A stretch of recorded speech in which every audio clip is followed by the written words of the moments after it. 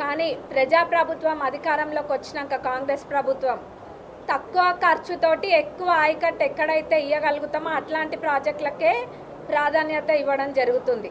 అంతేగాని లక్షల కోట్ల ప్రాజెక్టులనే మేడిగడ్డ లాంటి మేడిపండు లాంటి ప్రాజెక్టులకే కాదు, తక్కువ ఖర్చుతోటి ఎక్కువ ఆయకట్టు వచ్చే ప్రాజెక్టులకి ప్రియారిటీ ఇస్తుంది ప్రజాప్రభుత్వం. దానికి నిదర్శనం ఈ దేవాదులనే. మా 4 నియోజకవర్గాలలో అంటే మొత్తం 78,000 ఆయకట్టు అయితే అందులో పాలకుర్తి నియోజకవర్గంలో మా నియోజకవర్గంలో 45,000 ఆయకట్టు, మరి పక్కనే ఉన్న వర్ధనపేటలో 11,000 ఆయకట్టు, గన్పూర్లో 9,000, అట్లనే తుంగతుర్తిలోకి వచ్చేసి 13,000 ఆయకట్టు.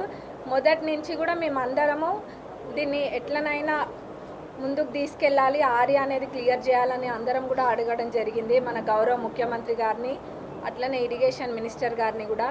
వాళ్ళు కూడా దీన్ని ప్రియారిటీలో పెట్టి ఇది ఖచ్చితంగా రైతులకి మేలు చేకూరుతుంది అని చెప్పి దీన్ని ప్రియారిటీలో పెట్టి నిన్న క్యాబినెట్లో ఆమోదించడం జరిగింది. దీన్ని మొత్తం మా 4